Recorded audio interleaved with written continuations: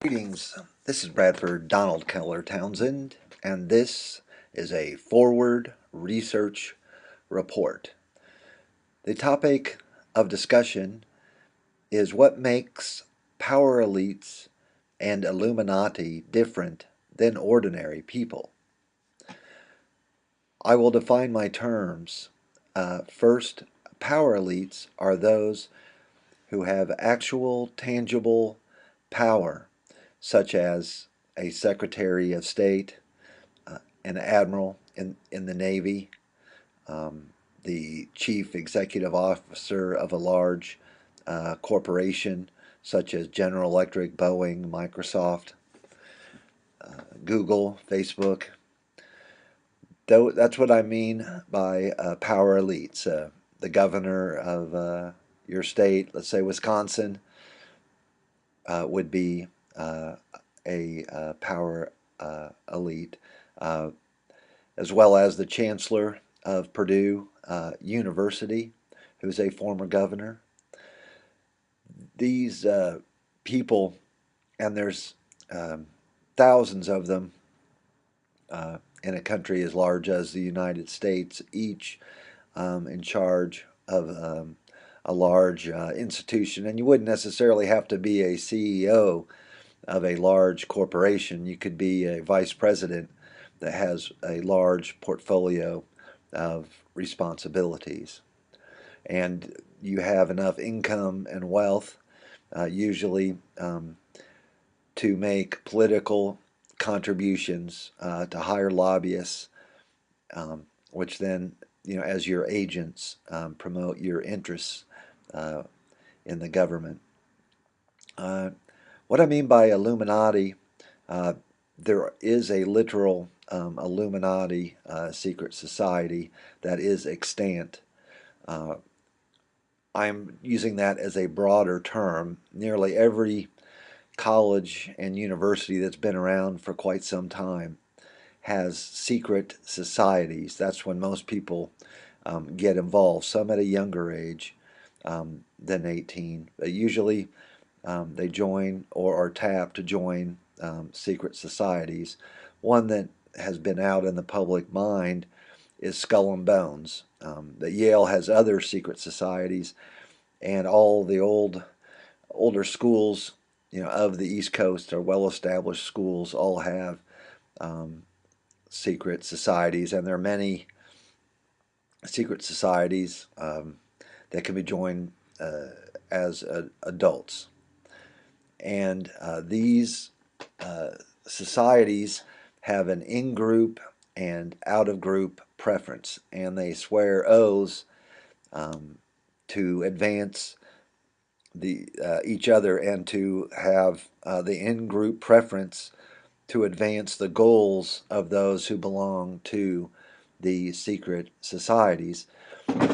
I'm arguing that secret societies are necessary in that to get things done in the real world, and not being naive, many times secrecy and confidence in who you're dealing with, trust, is just necessary to get things done. Without it, nothing gets done. Deals don't get signed. And sometimes trust and confidence in someone is more important than what kind of score they had on their college boards and other characteristics. So another difference that you get when you get up into the power elites and these higher Illuminati secret societies is that they have a code, a different moral code than normal people. They are immoral, and the interests of their secret society and of the institution that they're representing is more important than obeying the Ten Commandments, that type of thing. A large corporation may purchase vast quantities of coffee, just for their own employees to drink because they have hundreds, thousands of employees.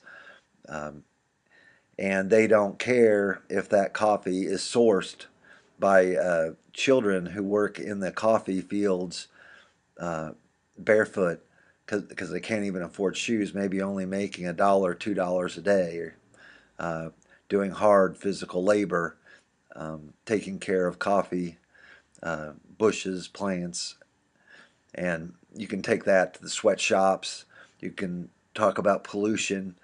You can talk about dropping phosphorus bombs in populated areas, which are extremely nasty weapons, using liquid petroleum bombs.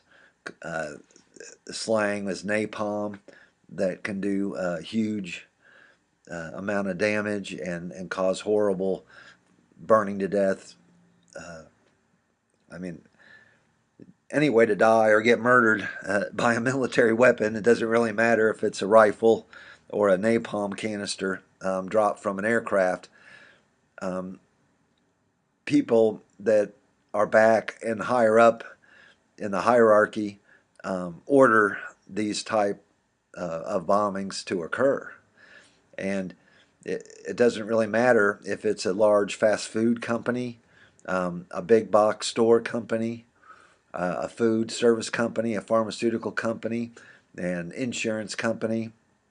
They all make amoral decisions or immoral decisions that are in the best interests of the organization that they're running and their own personal interest and family.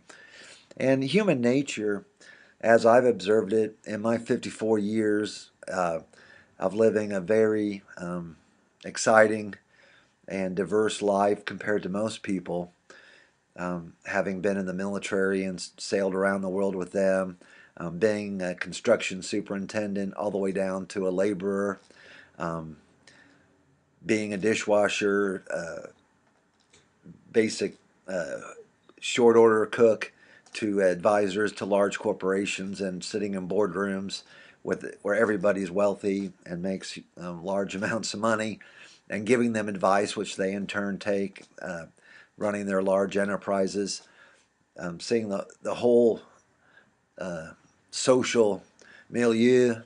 I think that human nature is people tend to take care of themselves, then they take care of their family, then they take care of their mates, their buddies, and they take care of maybe the institution that they've given a lot of time and service to. But when you get away from family, friends, colleagues, most people don't really care too much about what happens to people over there, so to speak. I will wrap it up there. Thank you very much and have an excellent day.